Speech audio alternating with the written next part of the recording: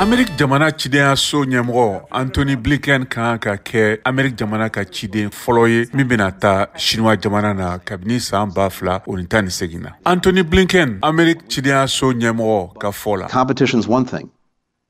Conflict is another. And it's strongly in interest to make sure that even as we compete very, very vigorously. Sinaya ye fɛn kelen, bɛnbaliya ye fɛn wɛrɛ ye. Wa a bɛna anw nafa kosɛbɛ k'a lajɛ ko hali ni an bɛ ɲɔgɔn kɔrɔbɔ ni fanga ye kosɛbɛ, an b'an yɛrɛ tanga ɲɔgɔndan ma ka bonya ka kɛ kɛlɛ ye. O kɛcogo dɔ ye ka lajɛ ni kumaɲɔgɔnya siraw ɲumanw bɛ i bolo tiɲɛna.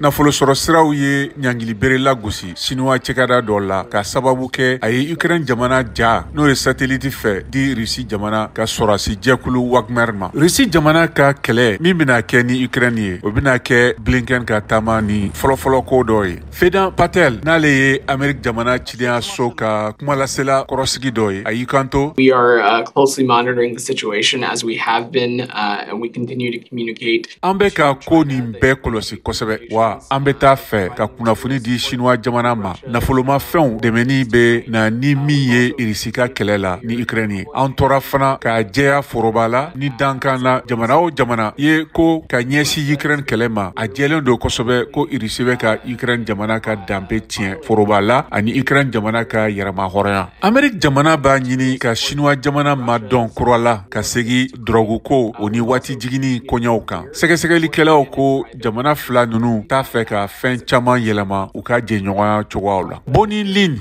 ni ale ye Shin cɛkɛda China Power Project ɲɛmɔgɔ ye. Cɛkɛda n'o ye Centre for Strategic and International Study la. I don't see Secretary Blinken's trip as fundamentally changing. Ne t'a ye ko Secrétaire Blinken ka taamani ye fɛnba ye min bɛ taa sira dɔ fɛ walima sira wɛrɛ fɛ. Wa ne t'a ye misali la ko Amerik kɔnɔ ɲɔgɔndan min bɛ kɛ ni Chinois ye o bɛna falen kosɛbɛ ka bɔ nin taamani na. Wasablon n'o ye congrès o kɔrɔfɔlaw bɛ Chinois jamanaw ka laɲini ɲininka k'a fɔ ko Amerik man kan ka don kumaɲɔgɔnya la kumaɲɔgɔnya dɔrɔn kama. Michael McCall ye Wasablon ka kɔkan jɛkulu ɲɛmɔgɔ ye.